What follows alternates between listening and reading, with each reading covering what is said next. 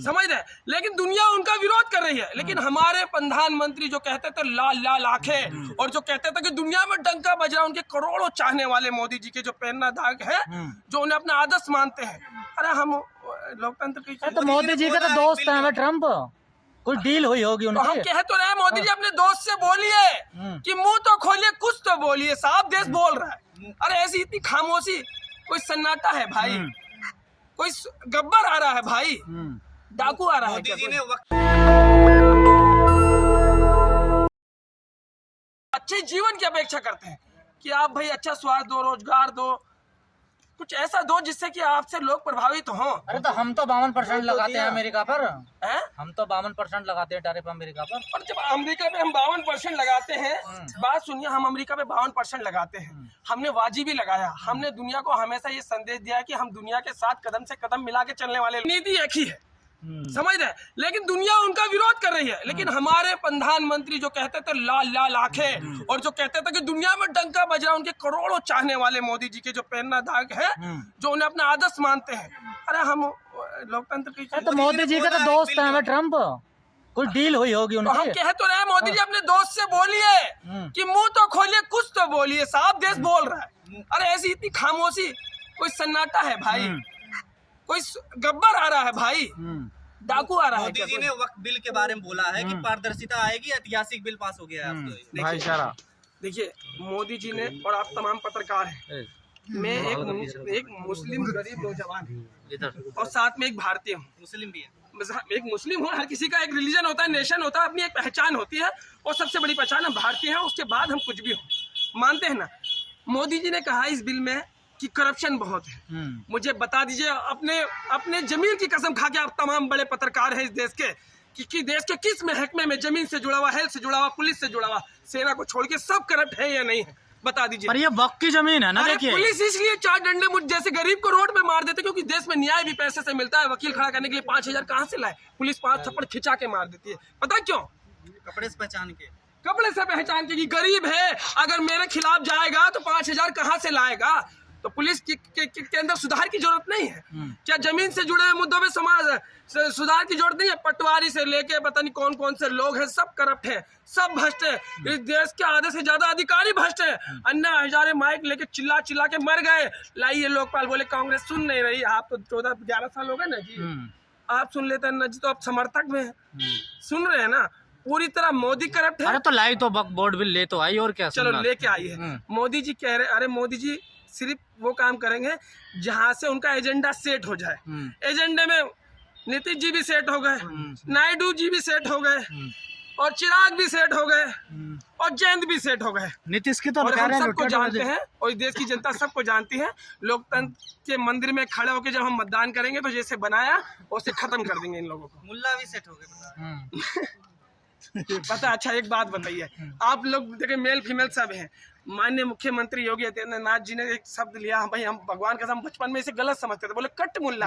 अरे इसकी समीक्षा करिए कि कौन सा शब्द है और ये किस पे लागू होता है। बड़ा अजीब सा लगता है, जैसे भैया मुख्यमंत्री भी अश्लीलता को उतारू। अरे विधानसभा में बोला है ना, मतलब अश्लीलता सी लगती ना। ये भगवान ऐसे ऐसे सद्बुद्धि वाले लोगों को अगर मुझे देखना पड़े तो मुझे लगता है कल की जगह आज मौत आ जाए। अगर मेरे देश के हुक्मरान ही ऐसे होंगे तो आम जनमानस का क्या हाल होगा? आप समर्थन में है वक्फ बोर्ड के, विरोध में है?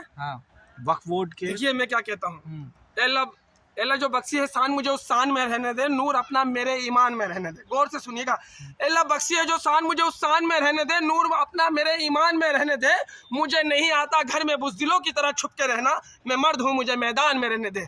इसका अर्थ यह है कि डॉक्टर राम मनोहर लोहिया कहते थे कि सड़कें खामोश हो जाएगी तो संसद आवारा हो जाएगी। हम संसद को आवारा नहीं होने देंगे, लास्ट टाइम तक लड़ेंगे, गांधी का दामन पकड़ के रहेंगे। कैसे रोकेंगे ये वोट बिल? और इस हिटलरशाही और तानाशाही सरकार के जुल्म को मानने से सिरे से इनकार कर बिल कैसे रोकेंगे जनाब? अरे सर बिल देखिए, बिल तो पास हुआ, लीगल लड़ाई है, कांग्रेस लड़ ली है, हमारे एम.के. स्टालिन लड़ रहे, पूरा विपक्ष सुप्रीम कोर्ट गया है।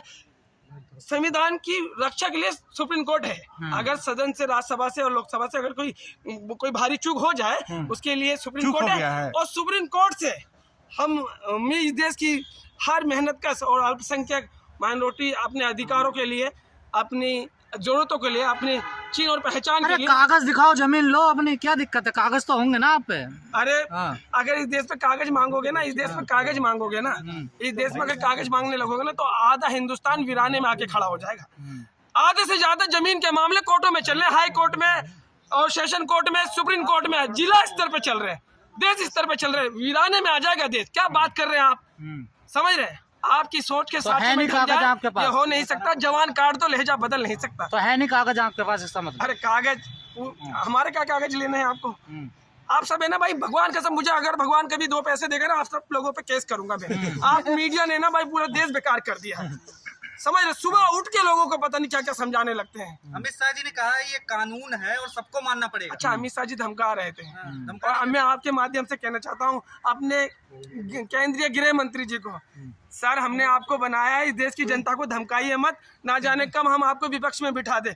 और ये जो सत्ता की अकड़ है ना, चंद दिनों की होती है। अरविंद जी भी बहुत चिल्ला रहे थे, विधानसभा में खड़ा होकर विधानसभा से ही आउट कर दिया दिल्ली की जनता ने। क्या बकवास करते हैं? आने वाले 30 साल तक वही रहने वाले हैं, विपक्ष में हाँ, किसने वो खुद ही कह रहे थे कि अगले 15-20 साल तक जिंदगी, अगले पल का नहीं पता भाई इंसान को जिंदगी का। वो 30 साल का स्टेटमेंट लेके बैठे अपनी सरकार को लेकर। नीतियां तो बनानी चाहिए भविष्य को लेकर, इसमें कोई दो राय नहीं, लेकिन इतना कॉन्फिडेंट कि भाई हम 15-20 साल तक कहीं नहीं जा रहे। हमें मालूम है कि भैया आपका पूरा मीडिया संस्थान है, आपकी सरकारी मशीनरी है, आप पूरी तरीके से जो है कॉम्युनल हो गए हैं, लेकिन देश को बांटने में लगे हुए हैं। ये आपके फायदे। अच्छा बात सुनिए, ट्रिपल तलाक आया, बोला कि हम मुस्लिम महिलाओं, मेरी बहनें मुस्लिम महिलाएं, मोदी जी का बयान था।